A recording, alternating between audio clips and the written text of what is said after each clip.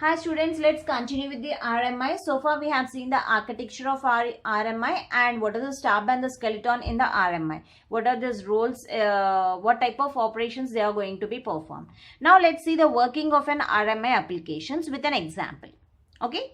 So first, what exactly the RMI is doing. The RMI is work on the server side language, means you have to take it as, let's take the Java. First, when the client makes a call to the remote objects, it is received by the stub. So according to our architecture, so whatever I so far explained, first the client makes a call. Okay, the client makes a call to the remote objects and it is received by the stub, which eventually passes this request to the, then what the stub will do, the stub will passes that message to the remote reference layer. So which is the second layer. The first layer in this here in the RMI is the stub or the skeleton. The second layer is the remote reference layer and the third layer is the transport layer. So it passes the request to the remote reference layer. So when the client side RRL receives the request, it invokes a method called invoke and object. So whenever it receives the request, so it invokes a message, invoke method. It has to call to the server side language with a remote reference and it passes the request to the RRL on the server side. So again in the server side you are having the RRL and it sends the message to the skeleton. When RRL on the server side passes the request to the skeleton, so whatever I said, which is a proxy on the server, so which finally invokes the required object on the server. The result is passed all the way back to the client. So this is a client. The client sends that calls the objects, remote objects through stub. The stub sends that message through RRL, remote reference layer. So this RRL invokes the message by passing a method to the RRL which is present at the server side. And it sends to the skeleton. The skeleton which finally invokes the required objects on the server. Okay. And again passes that message to the client side.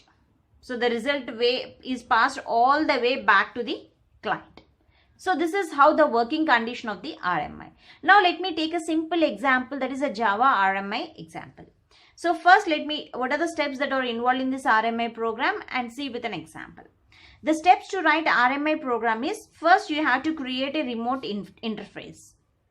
First we need to initialize the Java virtual machine. So for that you need to create a remote interface. Next, provide an implementation on the remote interface. So whatever you have created, then for that you need to provide an implementation on that remote interface. Next, compile the implementation class and create the stub and skeleton objects using RMIC tools, that is a remote method invocation compiler tools. So by using that compiler tools, we have to create a stub and skeleton objects so that the stub objects can be used in the client side and the skeleton objects can be used at the server side implementation. And start the registry service by RMI registry tool. After that, create and start remote application and create and start client application. So first you need to be initialized and you need to start the registration work. After that, you need to create and start the applications either in remote side or in the client side, means the server side or in the client side. So let's take a simple example. I want to call a method adder, okay, which is acting as an interface between the client and the server. So this is an interface adder with public int, add int x, int y, two variables I have taken of integer data type. So the client object first initiating the proxy objects and the server side it is having adder implementation, means the complete method is invoked in the server. So the client has to be called that method adder implementation. Okay. So now let's see here. The first step is create remote interface. How you are going to create a remote interface? For creating the remote interface, first thing is extend the remote interface and declare the remote exceptions with all methods of remote interface. So first you need to create a remote interface, means you need to extend means you have to call this import java.rmi. which is a package. So you need to call that package, this package java.rmi. Then you have to declare the remote exceptions. So public interface adder, which is an adder interface, extends remote. So public int add int x comma y throws remote exceptions. Means I am extending my remote interface and declaring the remote exceptions. Next step. So after creating the remote interface, I need to implement the remote interface. So provide the implementation of the remote interface. For providing implementation, we need to either extend the unicast remote objects class, or you can use the export object. So I'm using extend the unicast remote object class. How it is possible? So I already declared import the package java.rmi for creating the remote interfaces, and import java.rmi.server. Now public class adder remote extends. So I want to extend unicast remote object. So write extend unicast remote object. What is the class? Okay, the class is adder, implements adder. Now the adder remote throws remote exception. This is a function call, and public int add int x comma y and returning the value. Okay, now I provide the implementation of the remote interface. Now these interface I need to be called.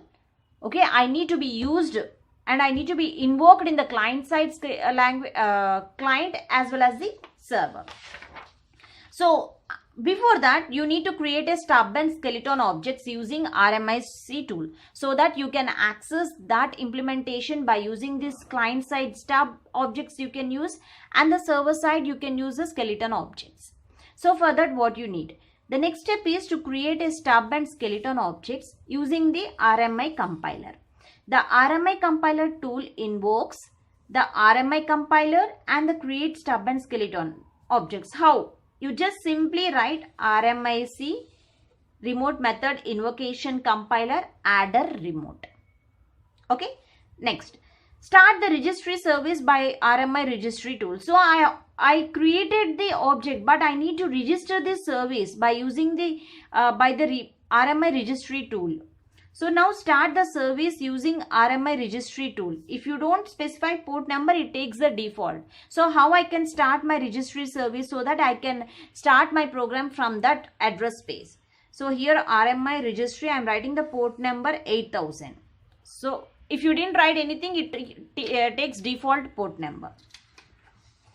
Next.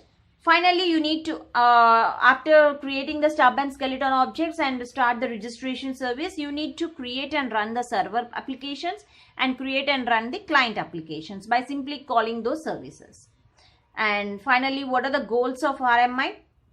The goals of RMI is to minimize the complexity of application, to preserve the type safety, distributed garbage collections, minimize the difference between the working with the local as well as the remote objects.